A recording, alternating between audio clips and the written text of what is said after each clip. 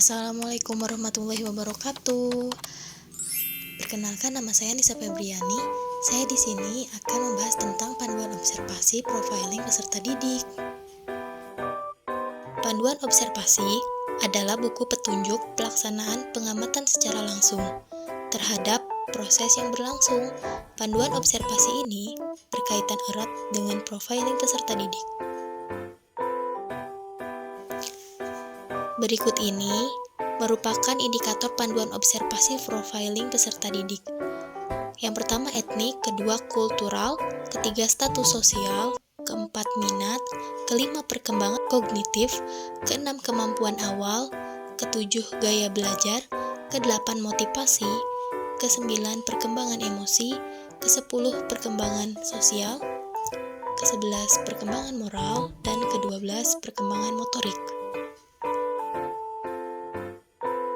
Sasaran sekolah yang akan diobservasi yakni SDN Cipageran Mandiri 4. Di dalam lembar observasi etnik dan budaya peserta didik, terdapat indikator yang pertama, semua peserta didik berasal dari daerah atau suku yang sama.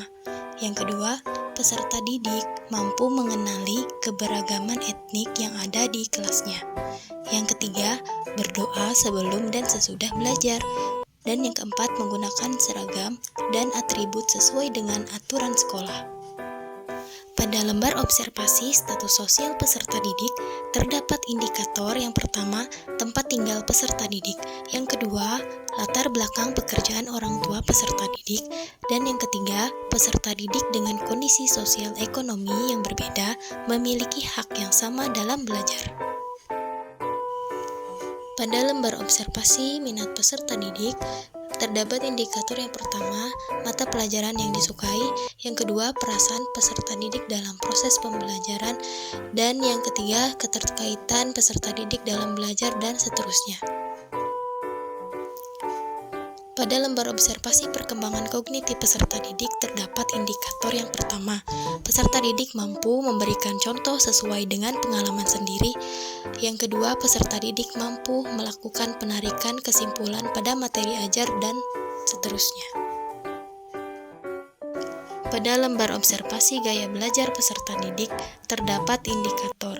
Yang pertama, peserta didik dapat lebih memahami pembelajaran jika disajikan dengan gambar, bagan, atau grafik. Yang kedua, peserta didik mampu menyimak pembelajaran saat mendengarkan penjelasan langsung oleh guru. Pada lembar observasi motivasi peserta didik, terdapat indikator yang pertama, peserta didik hadir dengan tepat waktu. Yang kedua, peserta didik terlihat aktif memperhatikan penjelasan yang disampaikan oleh guru.